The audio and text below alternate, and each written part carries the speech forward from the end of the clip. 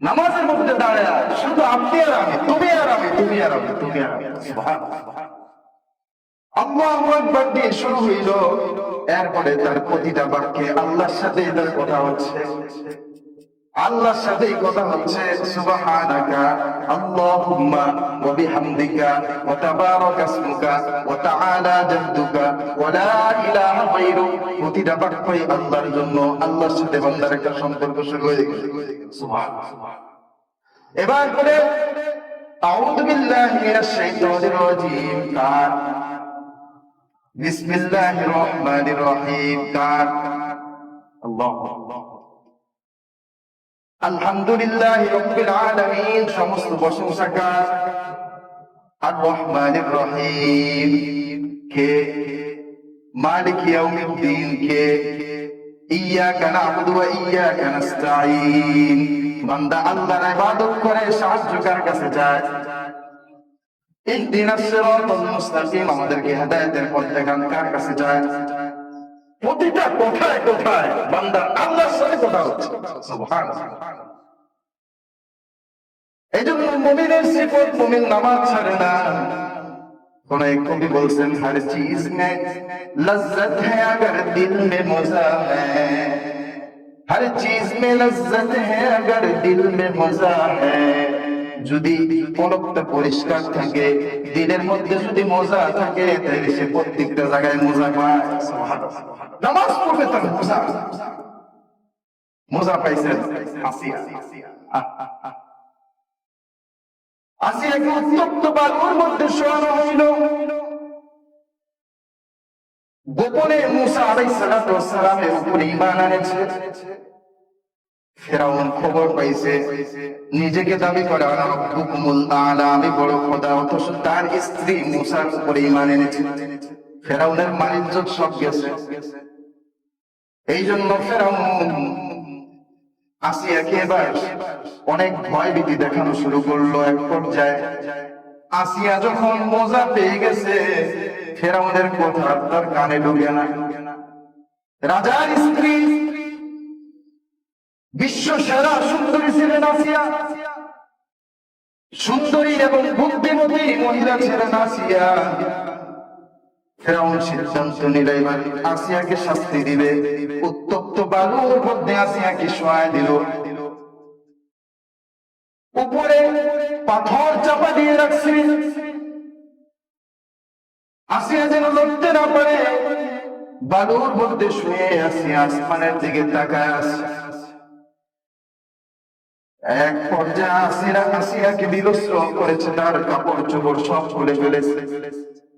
ডান হাতের মধ্যে পেরাক মেরেছে, তারপরে বাম হাতে, এরপরে ডান পায়ে, তারপরে বাম পায়ে, এভাবে চারটা পেরাক মেরেছে আসিয়ার শরীরের মধ্যে।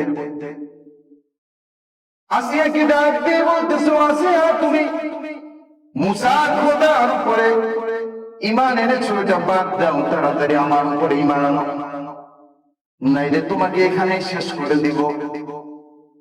পাথর আনতে গেছে আসিয়াকে নিক্ষেপ করবে, এমন সময় আসিয়া তার রবের সাথে কথা বলা শুরু করছে। ইয ক্বালাত রাব্বি ইবনি লি ইনদাক, ও মালিক। ফেরাউনের সাথে কথা বলতে মজা লাগে না? ও মালিক, দেখেন না আমাকে বিবস্ত্র করে ফেলছে, আমাকে বিবস্ত্র করেছে, আমি অলঙ্গ হয়েছি তো আপনার জন্যই। ও মালিক, আমার হাতের মধ্যে, দুই হাতের মধ্যে পেরাক মেরেছে, পায়ের মধ্যে পেরাক মেরেছে। ও মালিক, আপনি ছাড়া আমার আর কেউ নাই। রব্বি ইবনি লি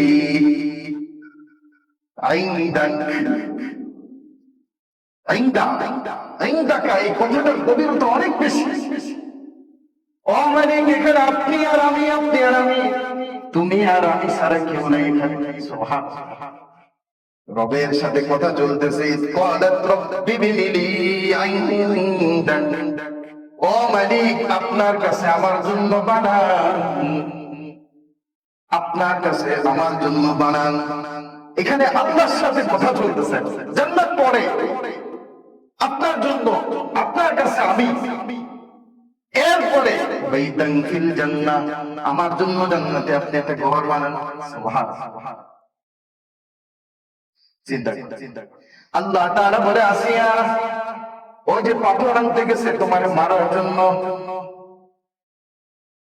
তোমাকে মারবে ওরা, তোমাকে মারবে তার আগে তোমার রূহটা নিয়ে আমি আমার জান্নাতের মধ্যে নিয়ে আসবো। সুবহানাল্লাহ। তাফসীরের মধ্যে লিখছে জান্নাতটা দেখাই দিছিল। हर चीज में लज्जत है अगर दिल में मजा है। মজা তো তখনই পাওয়া যায় যদি দিল ঠিক থাকে। প্রতিটা অঙ্গ আল্লাহর জন্য না, দিলটা আল্লাহর জন্য। এই অঙ্গটা এখানে আল্লাহ তাআলা দিলের মধ্যে দুনিয়া দিয়ে বোঝাই করে রাখছে, দিলের মধ্যে দুনিয়ার মহব্বত দিয়ে ভরে ফেলছি। কিন্তু এই দিলের মধ্যে রাখা দরকার আল্লাহর মহব্বত, আল্লাহর ভালোবাসা। যখন এই দিলের মধ্যে আল্লাহর মহব্বত আর ভালোবাসা দিয়ে ভরা থাকবে, তখন ওই বান্দা কোরআন পড়লে মজা পাবে। সুবহানাল্লাহ।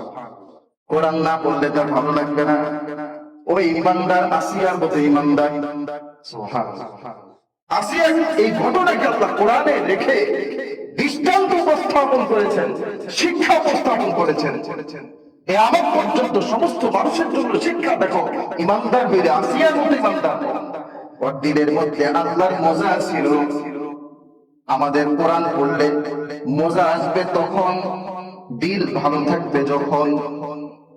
এই জন্য দিল ভালো রাখতে হবে, দিল স্বচ্ছ রাখতে হবে। সেটা কোরআন পড়লে মজা পাওয়া যায়। ইমানদারের দিল পরিষ্কার থাকে, ও কোরআন পড়লে মজা পায়। সুবহানাল্লাহ। हर चीज में लज्जत है अगर दिल में मजा हो। যদি দিলের মধ্যে মজা থাকে তাহলে নামাজে মজা লাগে, যদি দিলের মধ্যে মজা থাকে তাহলে কোরআন তেলাওয়াতে মজা লাগে। আবার যদি দিলের মধ্যে মজা থাকে তাহলে মসজিদে আসলে মজা লাগে। সুবহানাল্লাহ।